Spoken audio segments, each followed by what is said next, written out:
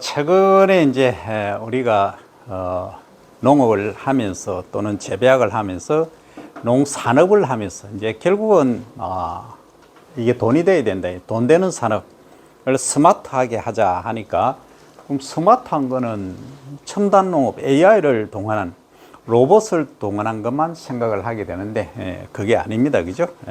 그 기본 원재료는 전부 기본 농학 베이스에서 출발을 합니다. 산업곤충도 거기에 들어가고 여러 가지 이제 작물들이 거기에 베이스에 깔린 것들이 기본적으로 우리 재배학에서 다루는 것이다. 근데 이제 최근에 가장 곽광을 받고 있는 것 중에 좀 표현하기만 한데 좀 멘탈적으로 멘탈이라고 하면 첫째 이제 우울증, 여러분들 잘 알죠?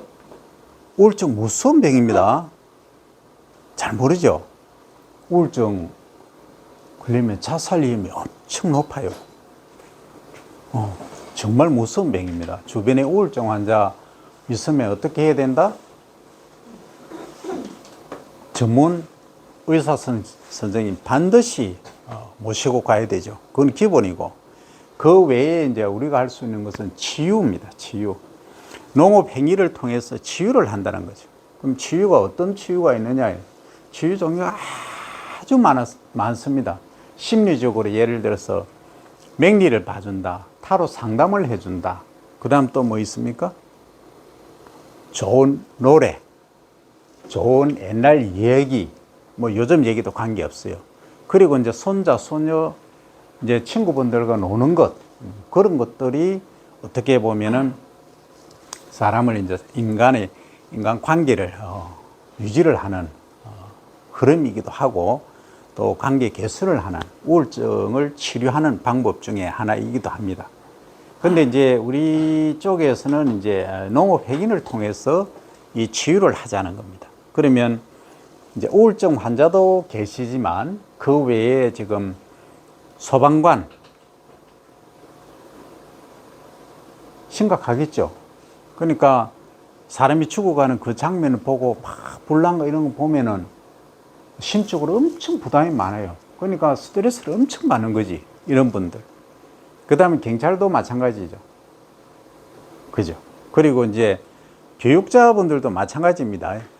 똑같은 스트레스 받습니다. 교육자들의 목표는 이 정도인데 학생이 안 따라오면은 그것도 스트레스 받는 경우가 많이 있어요. 그러니까 사회 전 분야에 스트레스 받지 않는 직업은 없다. 또 스트레스 받지 않는 사람은 없다. 그럼 이렇게 학생들은 얘기하겠죠. 우리도 시험 때문에 스트레스 받아요. 당연하지. 그래서 어떻게 보면 이제 릴렉스 하기 위한 방법으로 이 치유농업을 하는 겁니다. 그럼 간단히 얘기하면 이런 겁니다. 자, 먼저 내가 작물을 기른다. 작물 기르기 전에 내가 산에 산행을 한다. 숲을 본다. 그 자체만으로도 힐링이 되죠. 초록을 봄으로 해서. 예. 그게 시작입니다. 거기에서 시작해서 그 다음에 이제 내가 직접 작물을 길러본다. 고구마, 감자, 허브리유 이런 것들을 키워본다. 그러므로 해서 내가 힐링이 되는 거예요. 마음의 치유가 된다는 거죠. 그러니까 지금 간단히 생각해 보면 이런 겁니다. 우리가 과거에는 그렇게 과다한 경쟁이 없었습니다. 그죠? 과거에는 예를 들어서 이런 경우입니다. 수렵, 뭐, 동물들, 뭐, 산에 가서 이때 잡아오고, 그 다음에 또 채취하는 거, 열매 있으면 따먹고 하는 그런 원시적인 사회에서는 경쟁이란 게 있긴 있었지만 거의 없었죠. 그냥 뭐 끼니만 해결하면 되던 시대에서 지금은 뭡니까? 점점 경쟁이 치열해지죠. 치열해지니까 전부 타협에 가려고 합니다. 타협이 이르기 위해서 전부 초등학교, 유치원 때부터 경쟁이 시작되지 않습니까? 그래서 우리는 너무 치열한 경쟁 속에 살고 있기 때문에 결국은 나중에 이제 남는 것은 나이 들면은 전부 스트레스로 인한 그 병들이 많이 발생하는 거죠. 그래서 이것을 우리가 이제 과학적으로 치유를 하자는 겁니다. 그래서 이 치유농업이 지금은 그 산업이라고 얘기하기도 뭐 할 정도로 아주 좀 미약해요. 미약하지만 정부 정책이 입안된 게 벌써 수년 됩니다. 몇 년 전부터 시작이 되어서 앞으로는 이 치유농업이 여러분들 옛날에는 반려동물, 애완동물이라고 했죠. 애완동물이라고 했는데 지금은 뭐라고 합니까? 반려라고 합니다. 반려동물. 그러니까 부부간에 한쪽을 뭐라 합니까? 반려자라고 하죠. 그러니까 같이 살아가는 가족입니다. 지금은. 그래서 이제 이 동물 중에서 곤충도 지금 그쪽으로 가고 있는 거죠. 그러니까 식물도 반려식물이란 말이 곧 등장할 겁니다, 이제. 그래서 식물은 이제 곤충이라든지 식물은 생육 기간이 좀 짧기 때문에 반려동물 같은 경우 고양이, 개 이런 애들은 최소 15년에서 20년 정도 같이 살잖아요. 그러니까 좀 오랜 기간이니까 반려동물이라고 할 수 있는데 이 곤충은 또 식물은 조금 짧아요. 하지만 우리가 기본 원리는 똑같다. 그래서 오늘은 우리가 이제 치유농업사를 자격증을 따기 위한 아주 기본 과정으로 우리 재배학에서 한번 살펴보도록 합니다. 우리가 지금까지는 경종 주거 기주에서 시작을 했지만 지금은 이번 시간은 뭘 할 거냐 하면은 채소, 화약, 그러니까 원예 작물까지 총망라해서 집중적으로 한번 보도록 합니다. 그래서 이제 치유농업 식물 자원의 재배와 치유농업 식물 자원 소재 관리, 그리고 치유농업 식물 자원 치유 효과와 활용편이 이 챕터가 되겠습니다. 이 모든 자료들은 농촌진흥청에서 나온 자료임을 밝혀둡니다. 자, 먼저 치유농업 식물 자원이란 조금 전에 얘기했던 대로 식물 자원 소재는 작물입니다. 작물은 식물 중에서 인간이 필요에 의해서 노력을 들여서 가꾸는 것을 작물이라 한다 얘기를 했죠. 그래서 우리가 작물이라고 하면 먼저 가장 크게 이제 볼 수 있는 것이 식용 작물이다. 우리가 이제 먹는 작물, 그죠? 그 다음에 이제 식용 작물 외에 이제 옷감을 만들어 입는 작물을 섬유료 작물이라 한다. 크게 보면 그렇게 얘기를 합니다. 그 다음에 향기와 맛을 내는 향신료 작물이 있다. 이렇게 이제 얘기를 하고, 그 다음에 마이너 작물은 뺍니다. 그 다음에 뭡니까? 소와 가축의 사료로 쓰는 사료 작물, 이렇게 또 분류할 수 있고, 그 다음에 이제 비료로 활용해서 풀을 때 베어서 이용하는 작물을 녹비 작물, 과거에는 녹비 작물이라 했는데 녹비 작물은 한자어이기 때문에 일본식 한자입니다. 그래서 우리 순우리말로 풋그름 작물 이렇게 이야기를 합니다. 그래서 이 외에도 더 분류를 할 수 있어요. 그러면 이용 용도에 따라서 이제 더 크게 분류를 한번 해보자 하면 이렇게 되는 거죠. 자, 식용 작물, 우리가 먹는 작물, 그죠? 그 다음에 그 외에 먹는 작물에 포함되긴 하지만 가공을 거치는 작물, 이것을 이제 공예 작물, 가공 작물, 특용 작물, 영어로 하면 industrial crop, special crop 이렇게 이야기를 합니다. 이렇게 크게 이제 분류가 될 수 있습니다. 그 외에 아까 얘기한 것처럼 사료 작물이라든지 풋그램 작물로 분류를 할 수 있죠. 근데 우리가 이제 여기에 들어가지 않는 작물, 원예 작물 어떻게 분류를 할 거냐? 원예 작물은 크게 보면 열매를 맺는 열매 채소, 그러니까 채소 중에서, 그죠? 우리가 이제 원예를 더 크게 분류를 하면 이런 겁니다. 과수냐, 화예냐, 채소냐, 이 세 가지로 크게 분류를 합니다.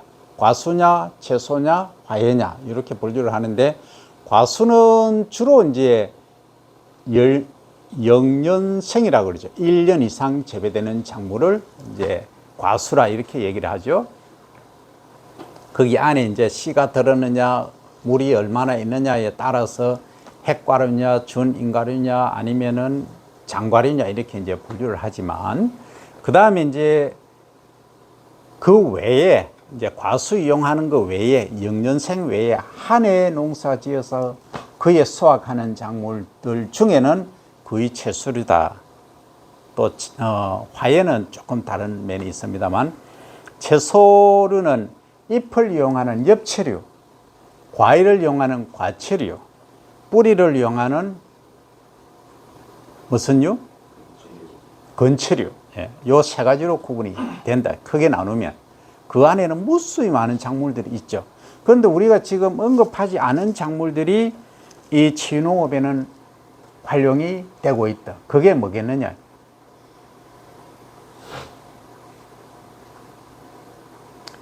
지금 우리가 원예작물 분류할 때 허브류는 들어가지 않았죠. 허브는 주로 이제 향을 많이 내는 작물들을 얘기를 해요. 그러면 허브가 작물이냐라고 식물이냐 작물이냐 분류를 하면 이용하지 않으면은 뭡니까? 식물이에요. 근데 우리가 이용하면은 작물이더라 하는 거죠. 그래서 허브를 이용해서 이제 그 테마로 활용을 해서 비누도 만들고 스토리텔링도 만들고 다양한 재료들 그리고 또 향수도 만들고 할 수 있는 게 허브입니다. 그래서 허브는 또 잎을 따서 비빔밥으로 활용하기도 하고 다양하게 이제 활용할 수 있는 게 이 허브류다 하는 거죠. 그래서 허브도 지금 국내에서 재배되는 게 한 150종 정도 됩니다. 다양하죠. 자, 그 다음에 이제 우리가 화예를 이제 빼놓을 수 없는데 대학생들 기준으로 선호도를 보면은 화예 중에서 가장 많이 알고 있는 좋아하는 화예 뭘까요? 어떤 게 있을까요?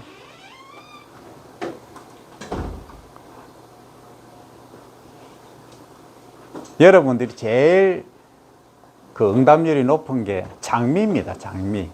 장미하고 벚꽃 있죠. 근데 벚나무의 벚꽃이 화예입니까? 과수입니까? 애매하죠. 그죠? 그런데 치유농업에서는 예를 들어서 이런 겁니다. 어느 이제 산골에 내가 치유농장을 만들어 놨다는 겁니다.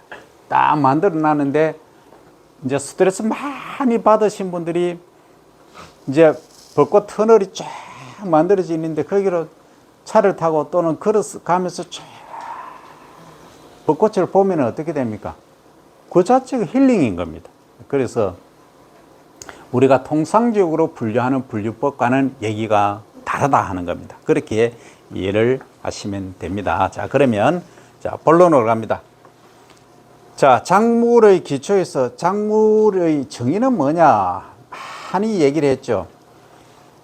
지구상에 존재하는 생물은 동물과 식물 그리고 미생물, 그러니까 미생물은 마이너하니까 일단 빼고 식물 중에서 인간이 필요에 의해서 비료를 주고 수분을 공급해주고 빛을 조이고 또 배수를 하기도 하고 해서 가꾸는 노력을 들여서 가꾸는 식물을 작물이라고 한다 하죠. 그래서 이 작물을 가꾸는 것 그 자체가 재배다 이런 거죠. 자, 그렇게 이제 지금까지 이해를 했습니다. 그죠? 자, 그러면 작물의 가치를 이제 한번 구분을 해 봅니다. 작물은 다양한 가치가 있더라. 먼저 우리가 먹는 식품적 가치가 있고, 두 번째는 보는 관상적 가치가 있다.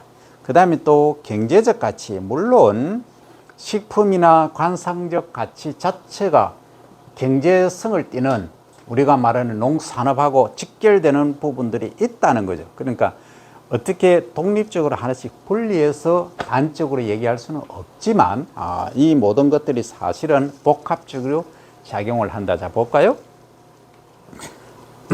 식품적 가치라고 하는 것은 건강 및 보건식품으로 각종 성인병 예방과 비만 방지. 자, 나왔습니다.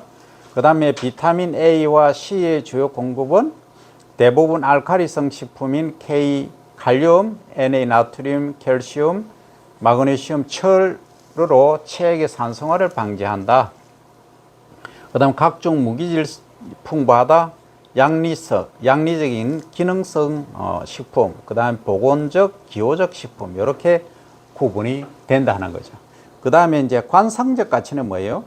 우리가 보면은 야, 아름답다. 이건 통상적으로 꽃이 많죠. 그죠? 그 다음에 취미에 즐거움을 주는 것, 여가 선용에 도움이 되는 것, 인간의 정서를 함양시키는 것, 질병을 예방하고 치료를 하는 것, 환경을 유지하고 개선을 하는 이런 애들이 관상적 가치가 있다.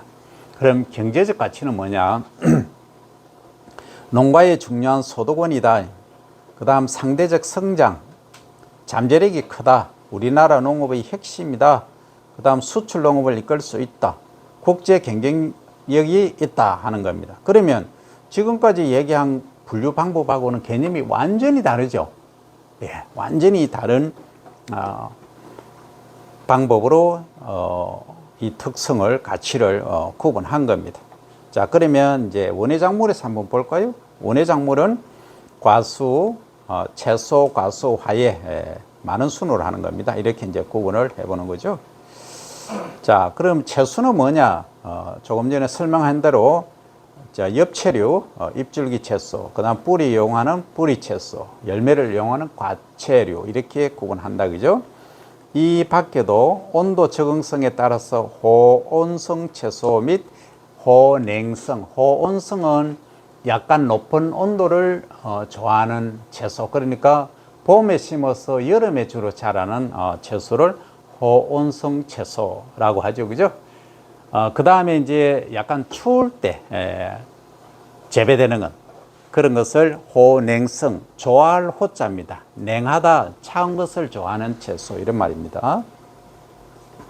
그래서 식용 부위에 따라서 이제 엽경 채소는 잎과 줄기를 식용으로 이용한다 했죠. 건초리는 뿌리나 줄기 일부분, 그리고 영양 지장 기관으로 변형된 지하 부분을 식용으로 이용하는 채소, 과초리는 열매를 식용으로 하는 채소라고 했죠. 그 다음 온도 적응성에 따라서 호온성 채소는 25도씨 정도의 온도에서 잘 생육하는 채소, 호냉성 채소란 것은 18에서 20도씨 정도의 비교적 서늘한 온도에서 잘 생육하는 채소를 의미를 합니다. 자, 그러면 자, 여기 보시면 이제 요게 답니다. 요게 이제 이 분류에서 우리가 작물학에서 다룹니다만 재배학에서도 기본적으로 알고 있어야 됩니다. 자, 그럼 먼저 이제 식용 부위에 따라서 우리가 엽채류, 건채류, 과채류 구분을 했죠. 그죠? 자, 그러면 엽채류에는 뭐가 들어가느냐 하면 잎과 줄기를 식용으로 이용하는 잎채소, 꽃채소, 줄기채소, 비늘줄기채소 등이 포함되는데, 잎채소는 배추, 양배추, 시금치 이런 애들입니다. 상추도 마찬가지죠. 그 다음 꽃채소는 꽃덩이를 이용하는 것으로 꽃양귀비, 꽃양귀비 보셨나요? 저기 하동에 가면은 축제를 하고 있죠. 그 다음 브로콜리, 아티초크 이런 애들이고, 그 다음 줄기를 이용하는 것은 죽순, 토당귀 이런 것들이, 토당귀는 흙당귀라고 합니다. 밑에서 흙에서 바로 올라오는 걸 말하죠. 그 다음 비늘줄기입니다. 비늘줄기 채소는 잎이 변태된 비늘잎이나 또는 비늘줄기를 식용으로 이용하는 채소로 양파, 마늘, 파, 부추 이런 애들이 여기에 포함된다. 그 다음 이제 뿌리를 이용하는 건초류입니다. 건초류는 직근류, 직근이라 하는 건 바로 수직으로 쫙 뻗어 내려가는 것. 그 다음에 괴근은 이제 이게 혹이 생긴 것. 그 다음에 이제 괴경은, 자, 괴근하고 괴경을 구분을 해야 되는데, 괴근은 뭐냐 하면 이제 뿌리가 변형돼서 형성된 것. 요게 이제 고구마 같은 경우에는 뿌리가 이제 비대해져서 성장한 것. 이걸 우리가 가시고 먹는 거죠. 괴경은 뭐냐면 감자 있죠? 감자는 줄기가 변형이 되어서 뭐 된다? 예, 우리가 먹는 가식 부위가 되는 겁니다. 그래서 이 시험 문제에 단골 손님으로 나오는 게 뭡니까? 괴경류, 괴건류를 구분하시오 이렇게 합니다. 예를 들고 그 특성을 말하시오 이렇게 이제 단골 손님으로 나오죠. 그래서 이제 직건류는 이제 무라든지 당근, 우엉 이런 애들이 여기에 포함되죠. 다 아시죠? 그 다음에 뿌리가 변형된 것은 마, 카사바, 고구마 이런 애들이고, 그 다음에 줄기가 변형된 것은 생강, 돼지 감자 이런 애들이 여기 포함된다. 그리고 근경 이제 이 줄기죠. 줄기가 이제 뿌리 줄기가 변형된 거죠. 생강, 연근, 고추냉이. 이 생강은 어때요? 이 괴경도 되고 괴 아래 근경도 된다 하는 거죠. 그 다음에 이제 연근은 여러분들이 잘 아시죠? 뻘밭에 자라는 구멍이 뻥뻥 뚫린 거 있죠, 그죠? 뿌리를 말합니다. 이게 이제 뿌리 줄기란 뜻입니다. 고추냉이 아시죠?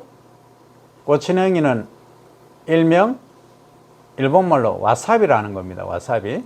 그래서 요 와사비 우리말로 해야지요. 고추냉이가 나왔으니까 간단히 얘기하면 이게 돈이 되는 작물입니다. 돈이 된다는 거는 우리가 이제 그 서시라든지 아니면은 메밀국수 이런 걸 먹을 때 고추냉이가 거의 들어가죠. 들어가는데 이게 재배법이 상당히 어려워요. 어디서 재배를 하느냐? 중산간지에서 약간 냉수 차가운 물이 나와줘야 재배하기가 쉬워요. 더운 데는 못 자랍니다. 그러니까 평야지에서는 재배하려고 하면은 온도를 낮춰야 되기 때문에 지하수를 펌핑해서 공급을 해야 되기 때문에 이 비용이 코스트가 많이 든다는 얘기입니다. 그래서 재배가 어렵다. 그러니까 비싸죠. 그 다음 이제 과추류로 갑니다. 과추류는 열매를 식용으로 이용하는 채소로 콩과 박과 가지과 기타 등, 그 콩과는 다 아시죠? 콩. 그리고 박과는 우리 흥부와 놀부할 때 흥부가 이 톱질을 해서 박을 쪼개니 하는 그 박입니다. 이 박은 과거에는 우리가 이제 나물용으로도 해 먹기도 하고, 또 박이 이렇게 둥근, 흥부가 이게 쪼갠 박은 이 둥근 형태고, 또 조롱박이라는 게 있어요. 조롱박은 뭐냐면 요렇게 생겼어요. 팔자인데 한쪽이 좀 작은 팔자. 그럼 그거 뭐 하는 데 쓰느냐? 옛날에는 안에 속을 긁어내서 물이나 술 있죠. 같은 걸 그 조롱박 안에 담고 메고 이제 팔도를 유람하면서 다니는 경우도 있고. 그 다음에 이제 이 조롱박을 팔자 한쪽에 작은 걸 이제 반을 쪼갭니다. 커팅을 딱 해서 안에 싹 드러내죠. 내용물 딱 제거하고 이제 말려야 되겠지. 말려서 쪼개는 거지. 쪼개서 이제 말려서 뭘 하느냐. 말하면은 바가지가 되는 거예요. 물 바가지. 지금은 수돗물 털면은 쫙 하고 나오지만 과거에는 전부 이제 마을에 우물이 있었죠. 우물에서 이제 물을 이렇게 뜨는데 또는 물을 이제 마시는데 사용하는데, 지금 여러분들 플라스틱으로 된 거 이렇게 그걸 뭐라 그러지? 이렇게 떠먹는 거 있죠. 물 바가지 있죠. 그런 기본 원리는 그겁니다. 그렇게 해서 이 박을 활용을 했어요. 그래서 과거는 내가 이제 터가 없으면, 그러니까 땅이 없으면 어디다가 이 박을 많이 심으냐 하면, 과거에는 이제 거의 초가집, 그러니까 볏짚을 이렇게 이제 엮어서 지붕으로 만든 거죠.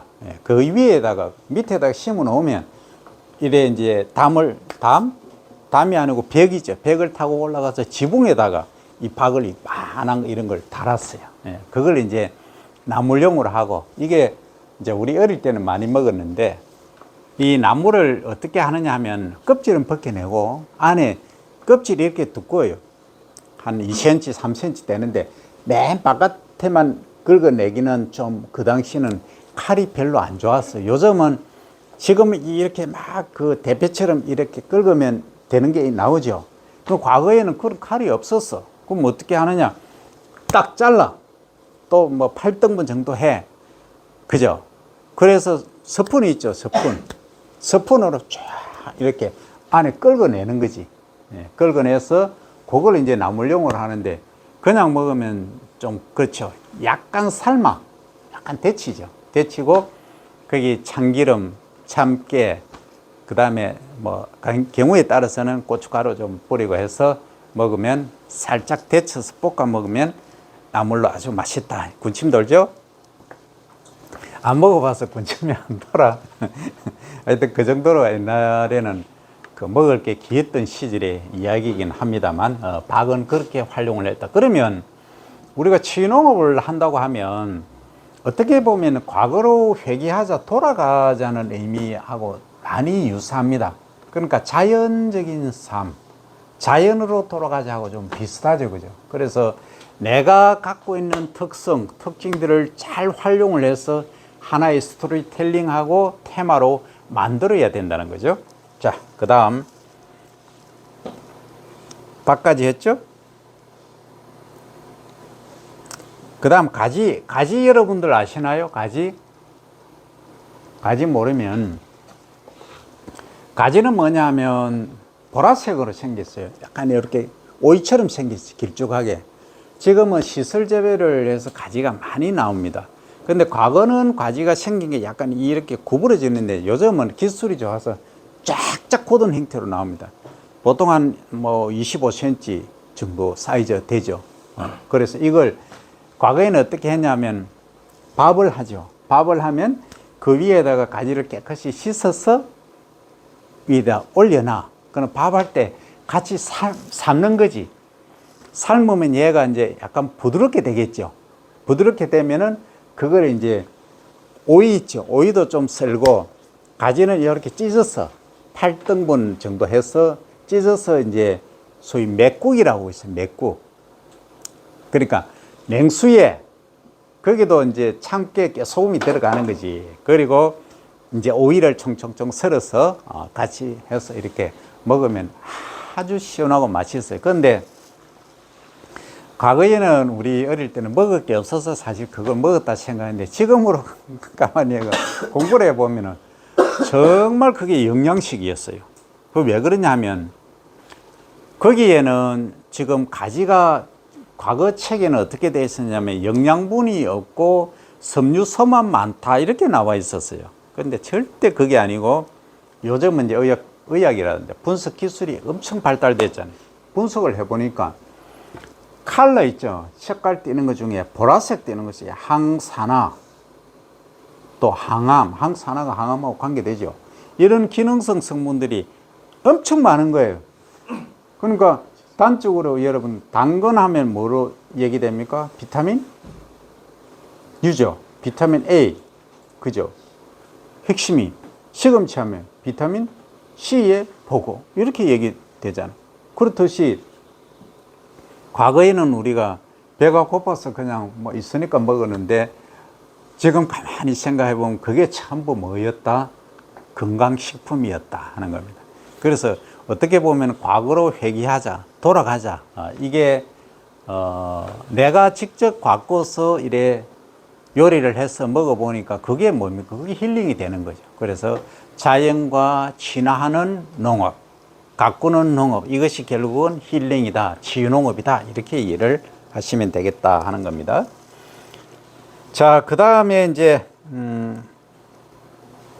박과, 그런데 이 앞에 박이 나오는데 또 박과가 따로 나옵니다. 그죠? 우리가 이제 종, 속, 과, 목, 강, 문, 개에서 우리가 개 하면 동물계, 식물계 이렇게 구분해서 쭉 밑으로 내려오지 않습니까? 분류를 하는데 이제 종이 가장 아래쪽에 단계인데, 그 다음에 종, 속, 과는 세 번째지 않습니까? 이 과를 왜 중시하느냐면 우리도 대학도 마찬가지고 그 다음에 어떤 기업도 마찬가지고 정부 조직도 과 중심으로 움직이거든요. 과가 뭐냐? 식물에서는 과를 분류하는 방법이 꽃의 형태를 가지고 합니다. 꽃. 예. 무슨 과다 할 때는 이 꽃의 형태를 가지고 얘기를 하는 거죠. 그러면 이런 경우입니다. 하나 예를 들면 우리가 이제 초롱꽃과 들어봤죠? 초롱꽃. 초롱꽃이 뭐예요? 우리 정사초롱 할 때 초롱은 들어봤죠? 도라지 꽃이나 이런 걸 보면은 요렇게 생겼죠. 초롱꽃. 그게 이제 초롱꽃입니다. 거기에 속하는 작물들이 이제 초롱꽃 형태로 된 거는 다 그 과에 들어가는 거죠. 그래서 이제 대표적인 작물이 뭐냐? 장미도 하면 장미가 가장 대표적이기 때문에 장미과 이렇게 가는 거예요. 자, 그 다음 과를 이제 분류할 때 그렇다. 그래서 밖과 안에 이제 이렇게 오이, 호박, 참외, 수박 이런 애들이 들어갑니다. 자, 얘기가 나왔으니까 또 갑니다. 오이는 넝쿨성 식물이죠. 박은 넝쿨성 식물이죠. 수박은 넝쿨성 식물이죠. 다 넝쿨성 식물입니다. 그죠? 예. 자, 그 다음에 이제 넝쿨성 식물이라고 하는 것은 이렇게 이제 줄기가 기어다니는 기억은 우리 이제 담쟁이 넝쿨 많이 보셨죠? 예, 연세대 가면은 그 담쟁이 넝쿨로 유명한 건물이 있잖아요. 예, 있듯이 우리 여기 가면 담쟁이 넝쿨 기숙사에 있죠? 예, 나중에 시간 되면 가보라고. 기숙사에 담쟁이 넝쿨 쫙 올라가 있어. 그게 맨 저쪽 기숙사, 맨 바깥쪽에 있는 거. 어쨌든 그게 이제 담쟁이 넝쿨이. 네. 그럼 넝쿨성이라는 게 그런 거예요. 요 반대는 뭐예요? 주형성이라고. 직립형. 이렇게 딱 서서 자라는 거. 이건 벼, 보리, 밀, 호밀, 기리 이런 애들은 작물 중에서 전부 직립이잖아. 이걸 주형 작물 이렇게 얘기합니다. 반대말은 넝쿨성 또는 포복성 이렇게 말하죠. 엄밀히 말하면 이제 포복성 이게 반대말이죠. 그 넝쿨성은 좀 애매하죠. 직립이긴 한데 이 넝쿨로 아마 어디로 튈지 모르는 그런 형태를 넝쿨성 작물 이렇게 얘기를 합니다. 자, 그 다음에 이제 가지과 가지는 아까 설명을 했죠. 얘는 토마토, 가지, 고추 이런 애들이 여기에 포함되고 그 다음에 이제 기타로서 옥수수, 딸기 요것은 여기에 과채류 중에서도 이 안에 좀 분류하기가 어려운 상태를 말이죠. 옥수수는 뭐예요? 옥수수는 주형성이죠. 위로 쭉 자라잖아. 딸기는 어때요? 딸기는 완전 포복성이죠. 기어가는 거죠. 이걸 이제 소위 런너라고 합니다. 런너. 런너가 우리 뭐예요? 마라톤 달리기는 또는 뛰어가는 사람을 런너라고 하죠. R-U-N-N-E-R. 런너라고 얘기를 하는 거예요. 그러니까 이제 딸기가 여기 내가 하나 심었다. 여기 하나 심었어요. 자, 한 포기를 여기 심었어. 심은데 얘가 시간이 좀 지나니까 줄기가 나와서 여기 또 가. 여기서 또 뿌리를 내려. 또 좀 있으니까 이어서 줄기가 나와서 여기 또 가. 여기 또 뿌리를 내려. 그러니까 어때요? 지속적으로 달려가는 거예요. 그걸 이제 런너라고 한다. 요거하고 조금 다른 걸 설명을 할게요. 이 런너라고 하는 것은 지상부, 그러니까 지표면 위에서 이렇게 번식되는 거고 땅 속으로 번식되는 게 있어요. 요걸 라이조움이라고 RHYZOM이죠. 라이조움이라고 하는데 이것은 뭐냐 하면 주로 짠디에서 보면은 땅 속으로 줄기가 기어가. 우리 눈에는 잘 안 보이지만 그래서 이제 짠디를 하나를 딱 심어놨는데 몇 년 지나니까 막 전체가 짠디밭이 되는 거예요. 그거 뭐가 번식을 했다? 라이조움이 온데 뻗쳐가서 이렇게 짠디가 자라난 거예요. 근데 딸기는 어떻다? 딸기는 여기 하나 심어놨는데 우리 눈에 보여서 줄기가 요렇게 자라서 여기서 뿌리를 내리고 요렇게 뿌리를 내리고 하는 거죠. 근데 이제 딸기의 요 특성을 잘 이제 이용을 하는 것이 어떻게 이용하느냐? 딸기가 런너가 달려있다. 달린다 얘기했죠. 달린다. 딸기는 달려가는 거예요. 딸기 먹으면 달리기 잘한다 이 얘기입니까? 그죠? 그 뭔 얘기냐?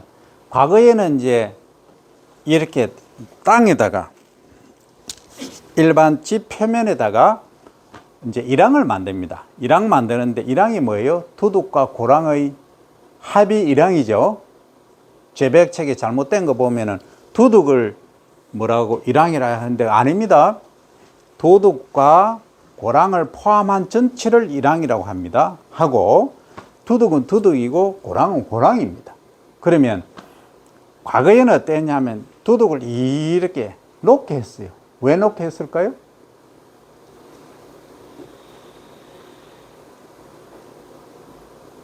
두둑이 높아야 되잖아.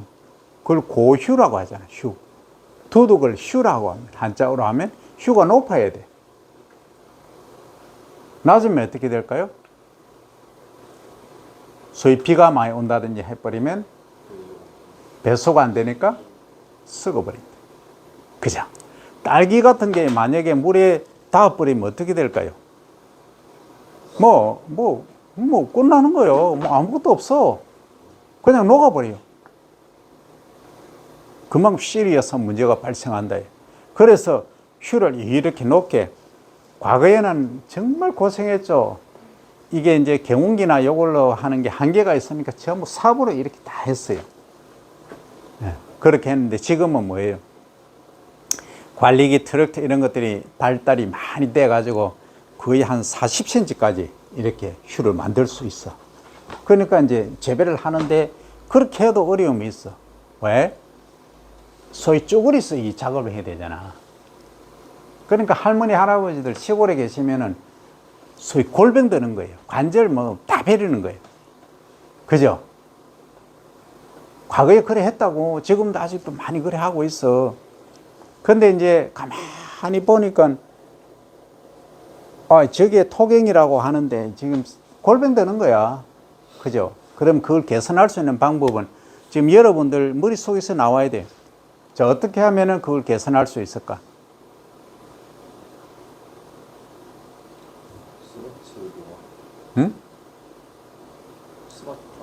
응?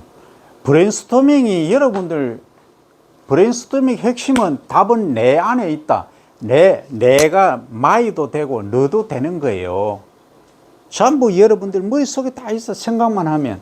아인슈타인이, 에디슨이 하늘에 있는 걸 가져온 게 아니에요. 깊이 생각하고 공부를 많이 하면 답이 다 나온다. 그러면은 허리를 안 숙이고 이 다리를 안 꼬부리고 허리는 조금 숙여야 된다 생각하고 다리를 구부리지 않고 작업을 할 수 있는 방법이 없을까 하는 거지. 그럼 어떻게 하는 거예요? 서서 하자는 거지. 서서 하려고 하니까 이게 휴를 이만큼 높여야 돼. 어디까지? 배꼽 높이까지 높여야 돼. 힘들잖아. 흙을 어떻게 쌓아? 코스도 너무 많이 들죠. 그래서 나온 게 뭐다? 선반을 활용해요. 선반이 뭐예요? 위에 매달린 거잖아. 그죠? 그런데 땅을 위에다 이만큼 올려야 돼, 지금. 그런데 흙을 이만큼 올리려고 하니 거기에 담을 이게 베드라고 하죠? 밑에. 그 베드를 어디 장치해 놓을 데가 없어. 그래서 나온 게 뭐다? 베드가 나왔어요. 베드가 나오는데 베드는 가벼운 베드. 그건 흙을 쓰면 흙이 무겁죠. 그러니까 흙 대신에 뭘 쓰자? 더 가벼운 재료를 쓰자. 딸기가 뿌리를 내리고 정착을 할 수 있게끔. 대신에 거기에는 베드에는 양분이 있다 없다? 거의 없다. 그래서 없기 때문에 양분을 공급해 주자. 흙에는 있는데. 그러면 양분을 어떻게 공급해 준다? 흙은 고체 상태로 주면은 무겁다. 그래서 어떻게 하자? 이 비료 성분을 필수 원소를 녹이자. 물에 녹여서 타서 공급해 주자. 이게 이제 양액으로 준다 해서 뭐다? 양액 재배다. 이렇게 말하는 겁니다. 이제 이해됩니까? 예, 여기 핵심이에요. 그러면 이렇게 이제 베드가 있다. 쭉 해서 2m 또는 3m 길이로 만들었죠? 그러면 받침대만 이렇게 해서 세워 놓으면 되겠죠? 이렇게. 받침만 놓으면 돼. 그게 너무 무거우면 내려앉겠죠? 그런데 말입니다. 야, 우리나라 국토 면적도 좁고, 그리고 내가 시설을 해야 되는데, 비닐하우스를 만들어야 되는데, 얘를 한 줄만, 그러니까 2m 간격으로 한 줄씩 이렇게 하다 보니까, 비닐하우스 내가 짓는데 예를 들어서 8m에 100m짜리를 지니까 2천만 원이 드는 거예요. 비용이. 그런데 내가 그 딸기 팔아보니 얼마 안 남아. 순수익이 1,000만 원도 안 돼. 그렇게 하니까 가만히 생각해 보니까 이거 답이 없는 거야. 그러면 이걸 예를 들어서 다단식으로 하면 어떨까? 2m 간격 폭으로 해서 5줄밖에 못 넣는데 이걸 한 20줄 넣을 수 없을까? 이 얘기예요. 그죠? 그래서 나온 게 지금 다단식으로 해서 행거 위에 매달죠. 매달아서 이렇게 움직이는 거예요. 이렇게. 우리 이제 도서관에 가면 있죠. 도서관에 책장이 쫙 이렇게 선반이 있어. 평소에는 쫙 붙여놔서 이제 20줄이 있어요. 20줄. 딱 붙여놓은 거예요. 그냥 선반을. 붙여놨는데 내가 필요한 예를 들어 T자, 뭐 S자에 내가 책을 찾겠다 하면 어떻게 해요? 스위치 딱 누르면 S자만 쫙 이렇게 움직이는 거지. 그러면 그 공간을 이용해서 책을 내가 찾고 집어넣고 할 수 있다는 거예요. 그 원리를 이용한 거. 그렇게 생각하면 됩니다. 그렇게 하고 또 다단식으로 높게 해서 이렇게 움직일 수 있도록 그거 하는 게 뭐예요? 그게 스마트팜이에요. 지금 나온 게. 그래서 이제 일장일단이 있긴 합니다. 소비자분들의 선호도에 의하면 토경 재배, 흙에서 재배한 것이 좀 깊은 맛이 있다 하는 분들이 많고, 또 젊은 층들은 아니다, 그냥 양액 재배, 고설 재배한 것이 더 맛있다 하는 층도 있고 조금 좀 그렇긴 해요. 그러니까 연세가 좀 드신 분들은 과거에 이제 드셨던 걸 생각을 하는 거지. 토경 재배. 네, 거기에 맛이란 거는 거의 안 변합니다. 어릴 때 먹었던. 그래서 조금 이제 차이가 있긴 있을 수 있지만 기본 원리는 그거다 하는 겁니다. 그래서 이제 공부를 하면서 기본 원리, 항시 기본 원리에 충실해야 됩니다. 하면서 내가 어떻게 하면 이것을 스마트하게 농산업으로 발전시킬 수 있는가를 생각하는 거죠. 그러면 뭐가 됩니까? 그럼 오너가 되는 거예요. 그럼 뭡니까? 예를 들어서 양에 들어가는 그 비료 있죠? 비료 만드는 거 내가 특허를 하나 낸다. 기술 개발하면 내가 오너가 되는 거예요. 기업을 하나 차릴 수 있는 거예요. 그 다음 또 뭐가 있다? 안에 배지 있죠? 배지를 코코피트를 쓸 거냐? 코코피트만 쓰니까 얘가 뿌리를 제대로 잘 못 내리고 정착을 못 하더라. 그러면 예를 들어서 남아도는 왕개나 쌀겨, 그 다음 톱밥, 유박 이런 것들을 어떻게 어떤 비율로 활용하니까 이게 아주 딸기가 뭐 말 그대로 뭐 정말 잘 자라더라. 병 안 걸리더라. 그럼 병해충 방지하려고 하면 또 빛을 어떻게 활용하더라. 겨울철에 재배하니까 딸기는 겨울 작물이죠.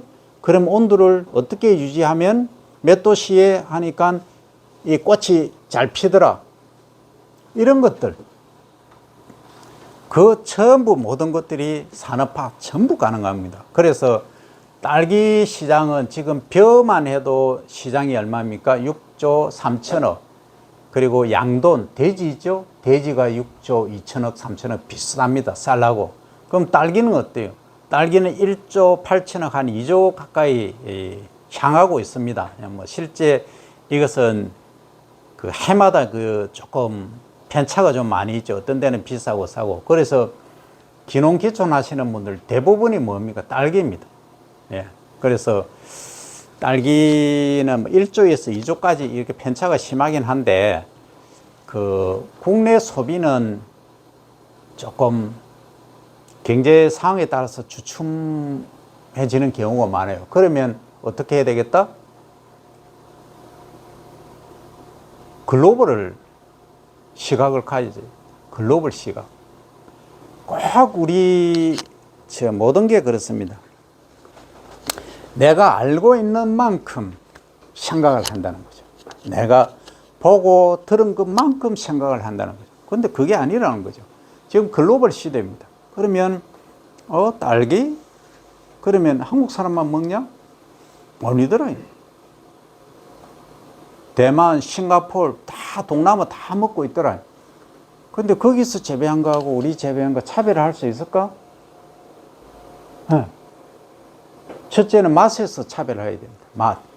두 번째는 가격. 세 번째는 보존기간. 이 딸기는 수분이 많죠. 수분이 많은 것을 일명 장과류라고 합니다. 장과류. 어쨌든 이런 딸기가 가져야 될 이제 요건이 첫째는 맛, 두 번째는 가격, 세 번째는 운송기간, 그러니까 보존기간이죠. 그래서 이런 것들만 받쳐주면은 동남아 아니라 유럽도 수출이 가능하고 LA도 가능하고 다 가능하다는 거죠. 그러면 예를 들어서 LA 미국에 내가 수출을 한다고 가만히 생각해 보면 미국도 나올 건데 딸기가 나올 수 있죠. 근데 그거하고 차별화를 가져오지 않으면 답이 없는 거예요. 근데 미국 딸기를 내가 유심히 보니까 야, 미국 딸기는 시설 재배를 거의 안 해. 전부 뭐예요? 토경이에요. 그냥 쫙 이렇게 이제 일항을 만들어서 쫙 심어놓고 수확할 때 기계로 다 해버립니다. 손으로 하는 거 없어요. 기계로 쫙 해가 우리 벼 수확하듯이 쫙 틀어 올립니다. 틀어 올려서 쫙 컨베이어 타고 트럭에 그냥 싣고 그냥 쭉 차이 뭐 25톤, 50톤 이런 데 싣고 그냥 가는 겁니다. 어디 간다요? 잼 만드는 공장이 거의 간다는 거예요. 그게 미국 딸기의 현실이죠. 그러면 물론 일반 이제 그 시민들이 바로 우리가 신선 채소로, 신선 과일이죠. 과채류로 섭취할 수 있는 그런 것도 나오긴 합니다. 그러면 야, 당도라든지 맛이라든지 이 맛 얘기하니까 그럼 맛은 어떤 맛이 있나요? 이게 전부 산업입니다. 맛은 어떤 맛이 있나요? 맨 처음에 회에서 딱 느끼는 게 가장 먼저 느끼는 게 뭐예요? 앞에 있는 거 전반적으로 단맛, 쓴맛, 신맛, 짠맛, 이 오미 있잖아요. 5개 맛 이거예요. 그 중에서 소비자 이제 국가별로 좀 차이가 있는데 분류를 쫙 하는 거예요. 그럼 어떤 맛을 가장 잘 느낄까? 어떤 걸 좋아할까? 당도가 예를 들어서 보통 딸기는 12브릭스인데 내가 15브릭스의 딸기를 만들면 이게 소비자들이 좋아할까? 아니면 더 싫어할까? 하는 거예요. 그 다음에 향이 있어요. 향. 딸기의 향이 센 걸 좋아할까? 약한 걸 좋아할까? 어떤 향을 좋아할까? 딸기에다가 딸기향 플러스 장미향까지 포함하면 어떨까? 그런 품종을 만들면 어떨까 하는 것들이 전부 6종의 타켓, 방향이고 산업이라는 거예요. 그래서 소비자가 원하는 형태의 딸기 품종을 육성을 해야 된다 하는 것까지 이야기를 합니다. 그 다음 이제 온도 적응성에 따른 분류를 하면 호온성 아까 얘기했죠. 25도씨 내외에서 잘 자라는 작물들을 말하는 거죠. 대체로 여름에 재배하는 겁니다. 자, 토마토, 고추, 오이, 가지, 수박, 참외. 근데 말입니다. 이 수박도 그렇고 참외도 그렇고 가지도 그렇고 오이도 그렇고 고추도 토마토도 전부 뭐 하는 거예요? 시설 재배 다 하죠. 비닐하우스에서. 그죠? 그럼 온도만 고온성으로 25도씨 정도로 맞춰주면 얘는 생장 잘 한다는 얘기죠. 그런데 이런 게 있죠. 우리가 배웠지만은, 하지 이전에 꽃을 피우고 열매를 맺는 거, 하지 이후에 꽃을 피우고 열매를 맺는 작물을 구분을 했죠. 그 하지 이전에 꽃을 피우고 열매를 맺는 것을 장일성 식물이라고, 그 다음에 하지 이후로 꽃을 피우고 열매를 맺는 것을 단일성 식물이라 한다 했죠. 그런데 얘들은 호온성 작물들은 뭐냐 하면 광 있으면 좋아. 많이 있으면 좋아요. 좋고 영향을 받는 것이 꽃을 피우고 열매를 맺는 것이 광보다는 온도에 영향을 많이 받는다는 거예요. 온도. 그래서 이제 한 7, 80%는 온도고 나머지 20, 30%는 광이다. 이렇게 이해를 하시면 됩니다. 그 다음 이제 호냉성 채소는 약간 추운 쪽에서, 추운 대기 조건에서 잘 자라는 작물을 호냉성 채소라 이렇게 말합니다.